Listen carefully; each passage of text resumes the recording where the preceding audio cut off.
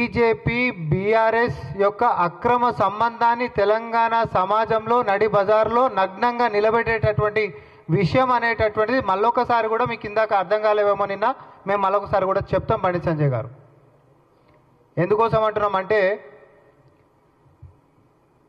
Phone tapping వ్యవహారంలో మరి A1 Prabhakar Rao, తర్వాత A6 శ్రవణ్ రావు, వీళ్ళిద్దరు కూడా దేశాన్ని వదిలిపెట్టి పారిపోయినటువంటి సంగతి మనందరికీ తెలిసిందే.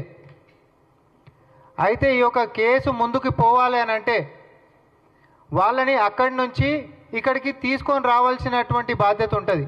ఎందుకంటే వాళ్ళిద్దరి మీద కూడా నాన్ బెయిలబుల్ వారెంట్లు ఇష్యూ అయినాయి కాబట్టి. దేశం సరిహద్దులు దాటి మరి నేరాలు చేసినటువంటి వాళ్ళు పారిపోతే దేశంలోకి తీసుకొని వచ్చేటటువంటి బాధ్యత కేంద్ర ప్రభుత్వం కింద ఉంటున్నటువంటి మినిస్ట్రీ ఆఫ్ హోమ్ అఫైర్స్ కిందికి వచ్చేటటువంటి అంశము.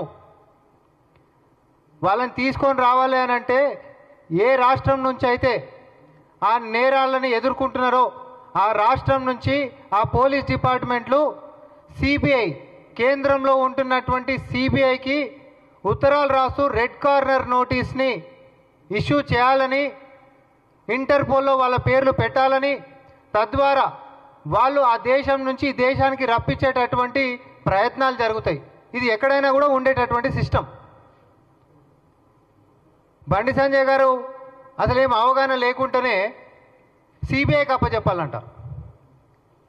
మార్చిలో వారిపోతే ఇప్పటిదాకా ఇదేందన్నా ఫిబ్రవరి అంటే ఏడాదికి దగ్గరకు వచ్చింది. వాళ్ళ ఇద్దరి మీద కనీసం రెడ్ కార్నర్ నోటీసు ఎందుకు ఇష్యూ చేయలేదో చెప్పాలి మీరు. అది ఎవరి దాంట్లో ఉంది? Ministry of home affairs. అంటే నీ డిపార్ట్మెంట్లో ఉంది బండి సంజయ్ గారు, నీ సొంత డిపార్ట్మెంట్. కనీసం సోయిండి మాట్లాడుతుండ్రా లేదా మీరు? ఇక్కడ రాష్ట్రం